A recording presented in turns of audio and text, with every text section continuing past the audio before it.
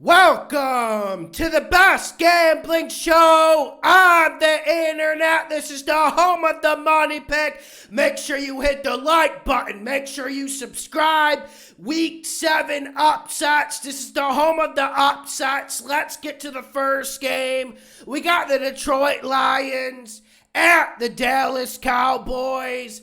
Right now, it's Lions +7, and I got a lot of flack yesterday just for picking the Lions with the 7 points. But this is a field goal game, and I see no reason why the Lions can't win it. I'm looking at what's going on with the Cowboys, and there's not a lot of negative things to say. This defense has been damn near great. The offensive line has been better than we all thought, and there's a lot of things to rally around. But they're going to put Dak in this week. Jerry is determined to throw Dak in this week, whether he is ready or he's not ready. Dak will be playing, and I know Cooper didn't play good against the Eagles, but I was starting to maybe agree with some of you guys that Cooper Rush's style might be better for this squad than Dak Prescott's style, especially when you look at how good the defense is playing and how important it is to keep turnovers low. I'm looking at the Lions, though. Let's get to the Lions, because I think the Cowboys will have growing pains on offense, at least in the first half. But let's look at the Lions. I think their offense bounces back, and you're not going to do a whole lot against a damn good Cowboys defense. But here's what you need. And here's what the Eagles had against the Cowboys defense. You need a good offensive line. You need an offensive line that's not going to get bullied by Parsons, Lawrence, and the interior dogs by Dallas. I think this Detroit offensive line steps up. They spent the money on it. They've been pretty good this year. I expect a good game out of them.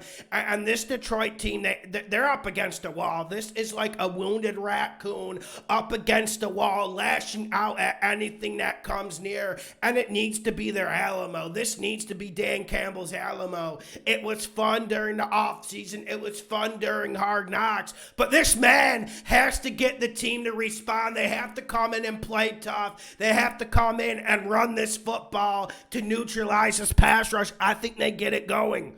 It looks like Swift will be back, and that's one reason why I love Detroit. We know this defense is trash. That's why they're 7-point underdogs, but give me Detroit with the +7. This game's getting decided by a field goal. Next game, we got the New York Giants at the Jacksonville Jags. Giants are +3. I'm going Giants here, and you guys know what I believe about this Jags team. I think the Jags are a better team on paper. I think the Jags have a better quarterback. I think they have a better offensive line. I think they have a better defensive line. And they should have equal secondaries to the Giants. But this Giants team is better coached. This Giants team makes the big plays at the right time. You would think the luck would run out for the Giants. I'm not saying last week was luck against the Ravens, but they did have some fortuitous bounces. Am I wrong? Especially in that fourth quarter on that snap to Lamar Jackson. But that's what the Giants do week in and week out. They take advantage of mistakes. And Jacksonville will make mistakes. They will blow opportunities. They will blow coverages. And one thing about the Jags that I'm not understanding is why this defensive line isn't getting more of a consistent pass rush. Matty Mount passed over 50 times last Sunday against the Jags, and they just weren't hitting them enough. And that was one thing that left me scratching my head. There is no science. The paper is ripped up. The experiments are thrown out. Give me the Giants in this game. I don't know how the hell they're going to do it, but they're going to do it. Next game, we got the Atlanta Falcons at the Cincinnati Bengals. Falcons are +6. Falcons, they keep games close. And We won money with the Bengals last week. I'm happy for that. It was an exhilarating performance in the last 8 minutes of that game from the Bengals, and I thank them for that, but my opinion really hasn't changed.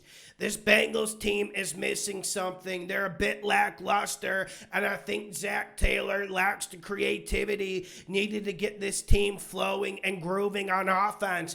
And you look at Arthur Smith, look at the way he has this offensive line of the Falcons firing off the ball. Look at the way they're running the rock, even with Cordero Patterson out. Look at the way he is game managing around Mariota. Mariota's throwing it 13, 14, 15 times a game, but they're off play action. It's to London, it's to Pitts, and I think that's where you can take advantage of the Bengals. If you're able to run it on them, they play a lot of zone defense, play action, Drake London working on 15, 20-yard crosses across the field.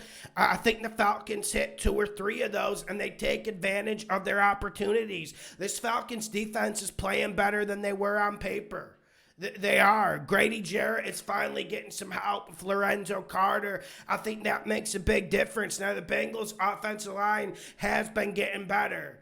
We did see the run game get going 2 weeks ago for the Bengals, but I think the Falcons stop this run game, then it's going to be on Burrow's shoulders. And we have to look at the injury report. If A.J. Terrell plays, I think they take away Jamar Chase, and I think this opens it up for a Falcons upset. I absolutely love the Falcons +6, and I would not be shocked if they rolled into Cincinnati and pulled a rabbit out of the hat.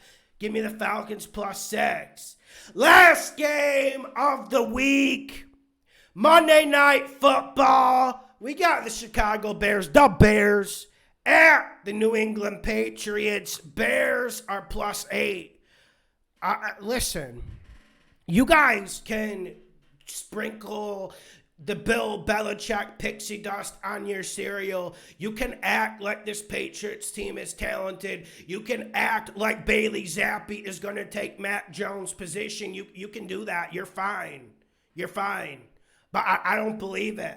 I think the Patriots are on upset watch in this Monday Night Football game. Have we not learned anything from primetime games? These primetime games lack rhythm. These primetime games lack scoring. When I hear those two things, you put the Bears in there. Bears can keep this close. They play the ugliest brand of football in this league, although Denver Broncos are in competition for that. You got a Bears team that can run the ball, and I know New England's front seven is fierce, but the Browns backed away from that running game really, really early in the game. Bears aren't going to do that. And Justin Fields, he's not a great player. He's not even a good player, and he doesn't have good weapons around him. But I think he makes enough plays. I think he makes 2 or 3 plays with his feet that keep this game close. And I got to go to the other side of the football. Bailey Zappi had a good game against the Browns. But I don't think we're going to be seeing Hunter Henry running with 15 yards of separation and clearance without anyone around him 3 or 4 times like we did against the Browns. I don't think they're going to get like a 3rd and 9 draw up the middle for 40 yards against the Bears, because I've been saying all year the Bears stink. The Bears stink, man. I'm not in denial. I've been saying it since preseason. They stink. But what I'm saying is this Bears defense doesn't beat themselves. They're not going to just get in a kamikaze route like the Browns did and let Bailey Zappi completely self-destruct them. That's not going to happen. This Bears defense is going to play solid. They're going to play rugged. So I know a lot of you are going Patriots -8 Monday Night Football. I would be very, very cautious about that. Better beware on that one and come back here when I told you. And like I said, there's a shock every damn week in the NFL. Why is there some sort of surprise and people being ashamed of me with me taking the Bears to possibly win this game? Listen, I think the Pats win this, but it's not going to be by 8 points, and it's going to be a very close game. And like I said, if a few things fall the Bears' way, they can win this game. Have we not learned anything from the first 7 weeks of this year? Next game, Thursday Night Football. I'll talk about this one real quick. We got the New Orleans Saints plus 2.5 at the Cardinals. Listen, D-Hop is coming back, and you imagine that will have some effect on the Cardinals, that they should be better. But I just want to remind everyone, that Cardinals team looked absolutely terrible against the Seattle Seahawks.